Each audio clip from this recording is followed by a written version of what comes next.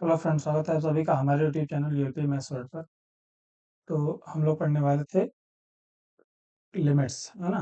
तो आज एक नया टॉपिक स्टार्ट करते हैं, लिमिट्स। तो स्टार्ट करते हैं लिमिट्स। अब लिमिट को स्टार्ट करने से पहले यही बता देते हैं कि वैसे लिमिट होता क्या है। तो लिमिट बताने के लिए मैं देखो कुछ ड्रॉ करके समझाता हूँ। जैसे मान लो हमारे पास ये y है, ये x है, और सपोज दैट ये कोई फंक्शन है, ठीक है ना। ये वैल्यू इस जगह पे ऐसे 5 हो गई, ठीक है ना। और ये ग्राफ ऐसे ऐसे बढ़ता चला गया। ये y बराबर एफ एक्स हमारे पास फंक्शन है, और यहाँ पर जो मैंने ऐसे ये फॉलो सर्कल बना रखा है, ये x इक्वल्स टू ए पर ऐसी कहानी है। तो मैं एक काम करता हूँ, मैंने कहा कि जैसे जैसे हम एज x टेंस टू ए, ये टेंडिंग एरो का निशान बनाया है, तीर लगाया, मतलब ए की तरफ मैं जा रहा हूँ। तो हम ये देखेंगे कि फंक्शन कहाँ जा रहा है।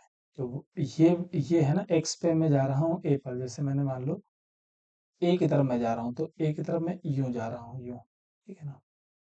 कलर चेंज कर लेते हैं, ब्लैक कलर कर लेते हैं, ठीक है ना। चलो ग्रीन कलर कर लेते हैं, ठीक, ओके। हम्म तो मान लो मैं यूं जा रहा हूँ, यूं ए की तरफ। तो मैं जब ए की तरफ जाऊंगा तो एक्स के करस्पॉन्डिंग हमें फंक्शन की वैल्यू क्या क्या मिलती चली जाएंगी, यूं जैसे जैसे पास में जा रहे हैं ऐसे। तो हम देखें वैल्यू यूं मिल रही है, और फंक्शन ये है ना, ये फंक्शन ये ग्राफ किधर भाग रहा है, इस होलो सर्कल की तरफ भाग रहा है। फंक्शन फंक्शन किधर टेंड कर रहा है, उस हॉलो सर्कल की तरफ। हॉलो सर्कल पे वैल्यू कितनी है, एक्स 5 है। ये हम क्या लिख देंगे, 5 लिख देंगे। तो जो फंक्शन की टेंडेंसी होती है ना, लिमिट्स की अगर मैं डेफिनेशन लिखूं, it is the tendency tendency to approach of a function, ठीक है ना। Tendency to approach of a function, उसी को हम लोग क्या बोलते हैं, लिमिट बोलते हैं। यानी फंक्शन की टेंडेंसी टू अप्रोच जहां पर होगी वही लिमिट होगी। टेंडेंसी टू अप्रोच का मतलब क्या होता है कि फंक्शन किस पॉइंट पे जाने की कोशिश कर रहा है, ओके। तो इसी बात को क्या लिखेंगे, जो फंक्शन की टेंडेंसी होती है वही लिमिट होती है। So we can say limit of function is 5। कब, when x tends to a की तरफ जा रहा है। पूरा लैंग्वेज में जो लिखा हुआ है उसको mathematically we can write, that is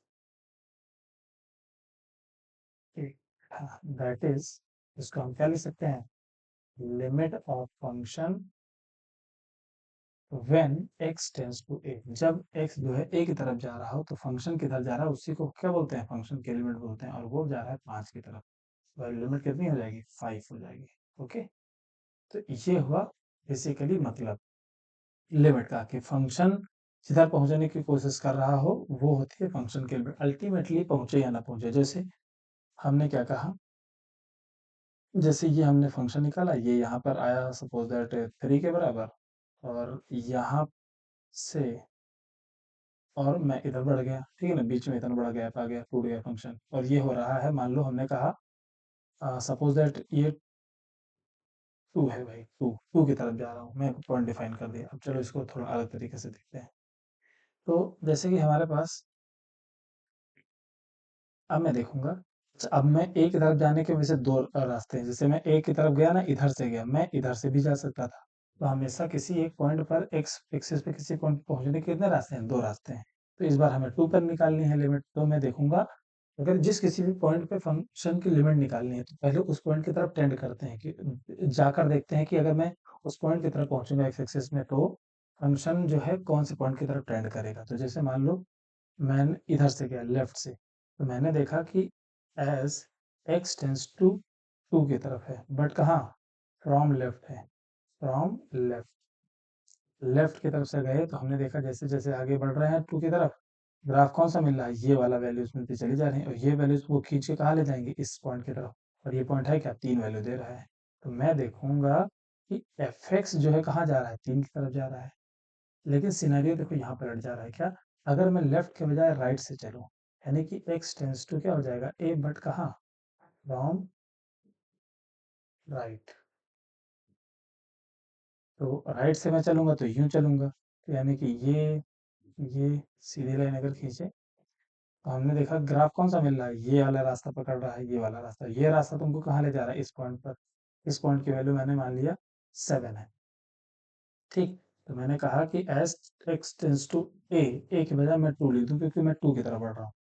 तो फंक्शन किधर बढ़ रहा है, राइट से 7 की तरफ बढ़ रहा है। तो इसको हम बोलेंगे क्या, राइट हैंड टेंडेंसी, और इसको क्या बोलेंगे, लेफ्ट हैंड टेंडेंसी। ठीक है ना। तो इसीलिए इस बात को मैं ऐसे लिख सकता हूँ, लिमिट एक्स टेंस टू 2 की तरफ जा रहा हूँ और एफ एक्स, और फ्रॉम लेफ्ट अगर दिखाना है तो 2 के ऊपर उसकी खोपड़ी पे छोटा सा माइनस लगा दो, तो ये क्या हो जाएगा, 3 हो जाएगा।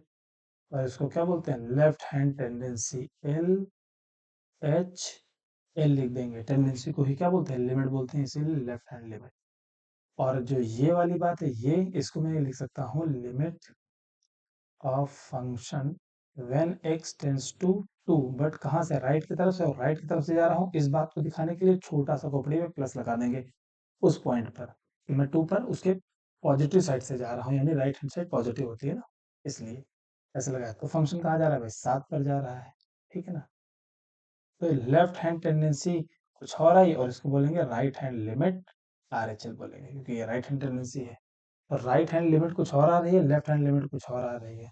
और एक छोटी सी बात यहाँ पर बता दूं कि अगर किसी भी फंक्शन में किसी भी पॉइंट पे हम चेक कर रहे हैं, LHL और RHL अगर बराबर ना आए, LHL does not equal to RHL, then मैं क्या कहूंगा कि limit does not exist, limit does not exist. समझ में आया कि नहीं आया, यानी लिमिट के एग्जिस्टेंस के लिए अपने को LHL RHL यानी left hand tendency right hand tendency का बराबर होना बहुत ही जरूरी है। तो ठीक है, अब आगे आते हैं नेक्स्ट पेज पे।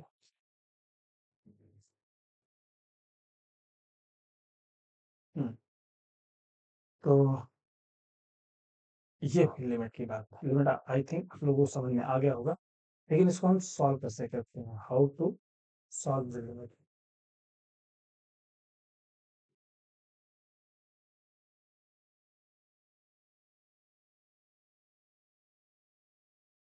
How to solve the limit, जैसे मैंने क्वेश्चन दिया, limit x tends to one, one की तरफ जा रहा है, और एक्स स्क्वायर प्लस 3 और डिवाइडेड बाई 2x-1, ये ऊपर फंक्शन नीचे फंक्शन। अगर मुझे इस लिमिट को सॉल्व करना है तो मैं क्या करूंगा, एक्स पहले देखूंगा कहाँ जा रहा है, एक्स जा रहा है 2 की तरफ, सॉरी 1 की तरफ।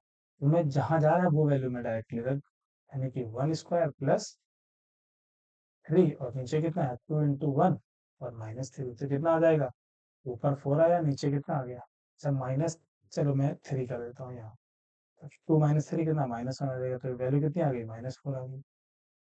फिर दूसरा क्वेश्चन लेता हूँ, अगर मैं दूसरा क्वेश्चन ले लूँ, मैंने मान लो ले लिया, थोड़ा सा और बढ़ाते हैं।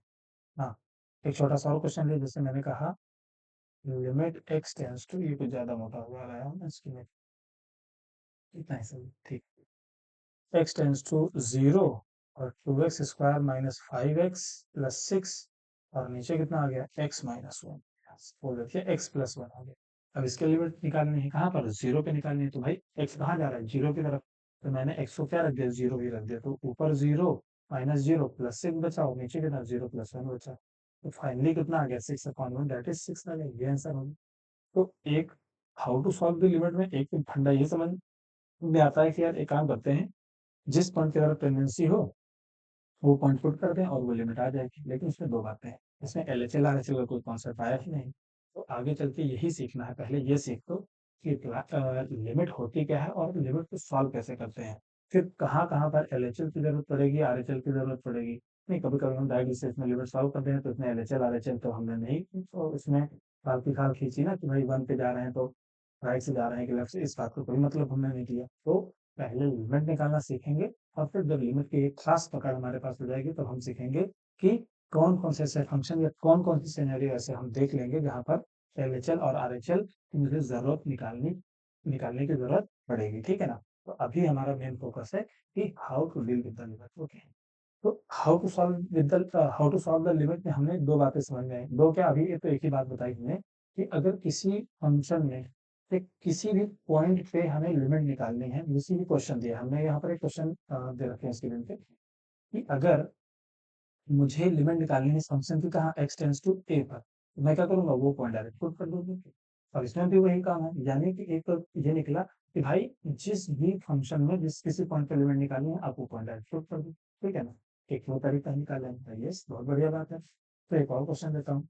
मैंने क्या दिया, लिमिट x टेंड्स टू 0 और 0 रखे, मैं कोई और पॉइंट लेता हूँ, तो मैंने कहा 2 पर जा रहा है, ठीक है ना। और फंक्शन देते हैं एक्स स्क्वायर माइनस फोर और divided by x minus two. तो अब तक हमने क्या सीखा कि भाई जिस पॉइंट पे जा रहा होता है वो पॉइंट डायरेक्टली रख दो। तो डायरेक्टली रखा तो कितना हो गया, 2 स्क्वायर माइनस 4 हो गया और नीचे 2 - 2 हो गया। तो एक अनर्थ तो ये हुआ कि नीचे 0 आ गया, ठीक है ना। और अनर्थ के ऊपर एक दूसरा अनर्थ हो गया कि 0/0 आ गया। तो 0/0 जो होती है उसको हम इनडिटरमिनेट फॉर्म कहते हैं, इनडिटरमिनेट, ठीक है ना, इनडिटरमिनेट फॉर्म, ठीक है ना। ऐसे तो ये मीनिंगलेस, थोड़ी देर के लिए मान लो कि हमने इसको बोल दिया मीनिंगलेस, जिसका कोई मतलब नहीं है, मीनिंगलेस। अब बहुत ज्यादा कोई मैथ के ज्ञानी लोग होंगे होता है जैसे मतलब है, मीनिंगलेस नहीं कर सकते। हाँ तो ठीक है भाई, मीनिंगलेस नहीं कर सकते क्योंकि इसकी वैल्यू सॉल्व होते आती है, लेकिन अभी समझाने के लिए मैं बोल दे रहा हूँ कि भाई मीनिंगलेस होता है इनडिटरमिनेट फॉर्म, यानी 0/0 आ जाए इसको हम सॉल्व नहीं कर सकते। इस ये है can not define, can not define precisely ऐसे, है ना? ठीक है, यानी कि डायरेक्ट सब्स्टिट्यूशन नहीं कर सकते, बस ये कहने का मतलब है कि जब भी 0/0 आ जाए तो ये एक अनर्थकारी बात है और हम ऐसा नहीं कर सकते, ऐसा नहीं कर सकते मतलब ये आंसर नहीं होगा, 0/0 थोड़ी ना कोई आंसर होता है। ठीक, फिर कैसे सॉल्व करेंगे, इसको सॉल्व करने के तरीके पे मैं बाद में जाऊंगा, एक जनरल प्रोसीजर बताते हुए, लेकिन इसको पर्टिकुलर क्वेश्चन को सॉल्व करता हूँ। तो देखो यार, लिमिट एक्स टेंड्स टू क्या है, 2 है, और ऊपर वाले फंक्शन को मैंने फैक्टराइज कर दिया, x - 2 इंटू x+2 हो गया, ठीक है ना। और डिवाइडेड बाई कितना आ गया, x - 2। तो ये इससे कैंसिल आउट हो गया कि नहीं हो गया, जिससे 0/0 बन रहा था। तो हमने देखा क्या बचा, लिमिट x टेंस टू 2 और x+2 और नीचे कितना आ गया, 1 आ गया। अब फिर रख के देखो डायरेक्ट, कोई अनर्थ तो नहीं हो रहा, फिर रखा तो कोई अनर्थ नहीं हो रहा, तो सीधे 4 आ गया। फिर तो आंसर सॉल्व होके आ जाए तो इसका मतलब वो लिमिट है। तो इसका मतलब एक बात और समझ में आई इसमें, क्या, कि जिस भी फंक्शन में, जिस स्पेसिफिकेशन में हमें लिमिट निकालनी हो तो वो लिमिट को डायरेक्ट रखो, ठीक है ना, जिस पॉइंट पर जा रहा हो। और या तो सॉल्व होगा, और नहीं सॉल्व होगा तो अपने को पता चल जाएगा कि अनंत हो रहा है। जब अनंत हो रहा होगा, अनंत मतलब ये 0/0 फॉर्म या इनडिटरमिनेट फॉर्म आ गई। तो अगर ऐसा हो रहा होता है तो ये हमें पता चल जाएगा डायरेक्ट सब्स्टिट्यूशन से, और फिर वो आंसर ना होके मुझे किसी दूसरी स्ट्रेटेजी से आंसर निकालना पड़ेगा, जैसे हमने थर्ड वाले क्वेश्चन में पर्टिकुलरली क्या किया है कि भाई फैक्टराइज कर लिया और जो अनर्थकारी बातें थी यानी कि x - 2 और ये दोनों फैक्टर में कैंसिल आउट कर दिया, फोर आंसर निकाल लिया। अब बात आती है कि इसको हमने क्या कहा था, इनडिटरमिनेट फॉर्म कहा था, किसको, 0/0 को, इनडिटरमिनेट फॉर्म, इनडिटरमिनेट फॉर्म्स। तो ये इंडिटरमिनेट फॉर्म कितनी होती है, ये टोटल 7 टाइप्स की इंडिटरमिनेट फॉर्म होती हैं, जिसमें से 0/0 अभी आपको एक बताई। इसके अलावा और कौन सी फॉर्म होती हैं जो देख के बोलेंगे भाई अनर्थ हो गया, यानी कि डायरेक्ट सब्स्टिट्यूट करने पे उनमें से कोई सातों में से फॉर्म दिख जाए, हम डायरेक्ट सॉल्व नहीं कर सकते, मतलब वो अगर आ गया तो मुझे किसी दूसरे स्ट्रेटेजी से आंसर निकालना होगा। तो ये एक बात हुई। एक इन्फिनिटी अपॉन इन्फिनिटी आ जाए, अगला इन्फिनिटी माइनस इन्फिनिटी आए, या 0 इंटू इन्फिनिटी आए, तो, और या 0/0, इन्फिनिटी टू पावर 0, या 1 टू पावर इन्फिनिटी, ऐसे कुछ 1 2 3 4 5 6 और 7, हमने 7 फॉर्म लिखा दी। ये 7 जो फॉर्म्स होती हैं ये सारी इंडिटरमिनेट फॉर्म होती हैं। किसी लिमिट के क्वेश्चन में हमने क्या, टेंडेंसी को पुट करा और डायरेक्ट अगर पुट करने पे इन 7 में से कोई भी फॉर्म आ गई तो हम क्या बोलेंगे, वो एक इंडिटरमिनेट फॉर्म है, मतलब उस मेथड से हटके मैं क्या डायरेक्ट सब्स्टिट्यूशन के बजाय कुछ मेथड लगा के सॉल्व करूंगा। तो बस यही कहानी रही। अब आगे बढ़ते हैं। एक मिनट देख लो, हमने क्या, पहला लेक्चर है, थोड़ा बहुत स्लोली पढ़ा रहे हैं, बहुत ज़्यादा कोई फास्ट नहीं जा रहे हैं। तो बस डिफाइन किए हैं और चीज़ों को हैंडल करना सिखाएंगे, ओके। तो नेक्स्ट पेज पे आते हैं।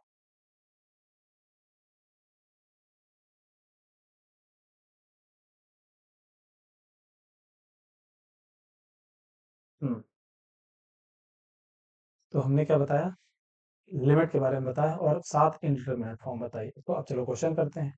अब जाहिर सी बात है, जीरो बाय जीरो फॉर्म के लिए हमारे पास स्ट्रेटेजी है, जो हमने एक क्वेश्चन में अभी करी, थर्ड वाले क्वेश्चन में अप्लाई करी थी कि यार अपने को एक तो ढूंढना मिल गया कि जब भी जीरो बाय जीरो फॉर्म आए, मैं इसको निपटा सकता हूँ। कैसा कि यार ऊपर भी एक फंक्शन एफ रहेगा और नीचे भी एक फंक्शन एफ रहेगा, तो मैं ऊपर भी फैक्टराइज कर दूं, ठीक है ना, और नीचे भी फैक्टराइज कर दूं, तो हो सकता है कि जो इनडिटर्मिनेट फॉर्म बना रहा हो, जो अनर्थकारी बातें हो, वो हो सकता है कॉमन टर्म क्या हो जाए, कैंसिल हो जाए, कॉमन टर्म कैंसिल हो जाए, कैंसिल हो जाए, और फिर हो सकता है इनडिटर्मिनेट फॉर्म से छुटकारा मिल जाए, जैसे पहले वाले क्वेश्चन में मिला था, ठीक है ना, नीचे वन आ गया था यानी छुटकारा मिल गया।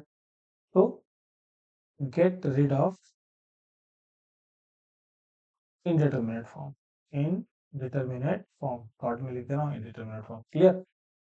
तो ये बात रही, तो ये एक तरीका हुआ, और यही तरीका असल में क्या है, जीरो बाई जीरो फॉर्म को सॉल्व करने का मेथड है। तो मैंने क्या, जीरो बाई जीरो को फॉर्म को लिखने का क्या लिखा, मेथड लिखा कि एफ एक्स अपॉन जी एक्स में होगा, तो उसको फैक्टराइज करो, फैक्टराइज करने के बाद कॉमन टर्म कैंसिल करो, और छुटकारा पाओ किससे, इनडिटर्मिनेट फॉर्म से। जब इनडिटर्मिनेट फॉर्म से छुटकारा मिल जाएगा तो मैं डायरेक्टली पुट कर सकता हूँ, फिर कोई हानि नहीं है, क्योंकि लिमिट का फंडा ही यही है कि भाई जहां जा रहा है वो पॉइंट पुट करो, बस पुट करने पे कोई अनर्थ ना हो जाए। जैसे मैंने एक छोटा सा क्वेश्चन फिर लिया, जैसे x टेंस टू 2 ले लिया मैंने, और मैंने कहा एक्स स्क्वायर माइनस 3x+2, ठीक है ना, और ये मैंने रखा एक्स स्क्वायर माइनस 5x+6, ठीक है ना। इसमें अगर मैं डायरेक्ट रखूँ तो हमारे पास कितना आ जाएगा, 2 स्क्वायर माइनस 3 × 2। अभी मैं बहुत स्लोली बता रहा हूँ, ऐसा लग रहा है कि मैं मतलब किसी 10th क्लास से 11th में आए बच्चे को लिए बिल्कुल एकदम जो बेसिक इसका हिला रहता है ना, उसको उसको उस टाइप में बता रहा हूँ। ऐसा कोई लिमिट का टॉपिक ऐसा नहीं, मैं मतलब तुम लोगों को कुछ कह रहा हूँ, लेकिन हाँ बहुत स्लोली भाई, जितना मैं एक एक चीज करके बता रहा हूँ कि ऐसे ऐसे भाई हम कैलकुलेशन करते हैं, ठीक है। टू, ठीक, और ये हमारे पास आ गया 2 स्क्वायर माइनस 5 × 2 और +6। तो ऊपर कितना है, 4 और 2, 6 माइनस 3 दूनी 6, ये हो गया, और नीचे भी कितना, 4 6 10 हो गया, और 5 दूनी 10 हो गया। तो ऊपर भी जीरो, नीचे भी जीरो, और महा अनर्थ हो गया क्या, इनडिटर्मिनेट फॉर्म आ गई भाई, ठीक है ना। इनडिटर्मिनेट फॉर्म मतलब सही से लिख ही देते, इनडिटर्मिनेट फॉर्म एक्चुअली क्या है, राइटिंग बनाना ना एक बहुत बड़ा चैलेंजिंग काम है, इस पे राइटिंग पैड पे, ओके कोई बात नहीं, धीरे धीरे बनेगी, लेकिन समझ में आने लायक तो लिख ही ले रहा हूँ, ओके। तो ये इंडिटरमिनेट फॉर्म है, यानी डायरेक्ट सब्स्टिट्यूशन तो अपन कर ही नहीं सकते, यानी करके भी क्या उखड़ गया, इंडिटरमिनेट फॉर्म आ गया, तो यानी कि सॉल्यूशन कुछ अलग होगा। फिर सॉल्यूशन का प्रोसीजर पता है क्या, टर्म्स को फैक्टराइज कर दो, limit x tends to zero, zero नहीं यार, टू पे गया था ना, limit x tends to two, और ऊपर वाले को फैक्टराइज करूंगा तो कितना आएगा, x-1 × x-2, और नीचे वाले को फैक्टराइज करूंगा तो x-2 × x-3 आ जाएगा। इसमें ये हुआ कि ये कॉमन टर्म कैंसिल हो गया, तो बचा क्या, लिमिट x टेंस टू 2 और x-1, और नीचे क्या, x-3। फिर इसमें डायरेक्ट सब्स्टिट्यूट करके देखें, और फिर से जीरो बाई जीरो बन गया, तो फिर से फैक्टराइज करके कॉमन टर्म कैंसिल करेंगे। ये तब मैं बता रहा हूँ जब ज्यादा बड़े फैक्टर्स आ जाएं, चार चार फैक्टर आ जाएं ऐसे, तो कि एक टर्म तो काट दिया, दोबारा बचा उसका क्या करें, उसका भी देख लेते हैं।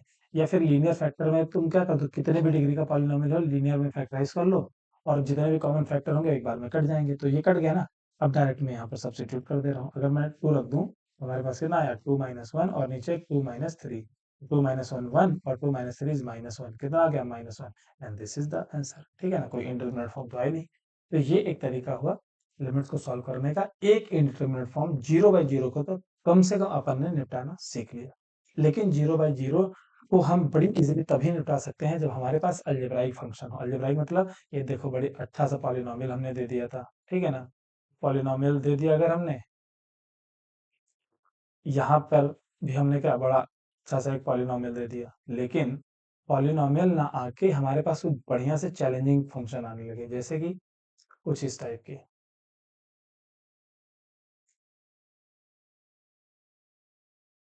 क्या हो गया भाई,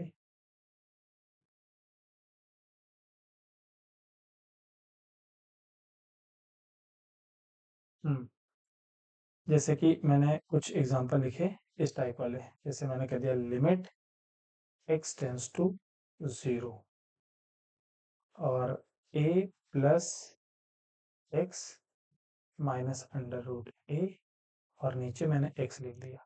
देखो डायरेक्ट अगर सब्स्टिट्यूट करोगे तो कितना हो जाएगा, x की वैल्यू 0, रूट ए माइनस रूट ए कितना हो जाएगा, 0/0 फॉर्म हो गया।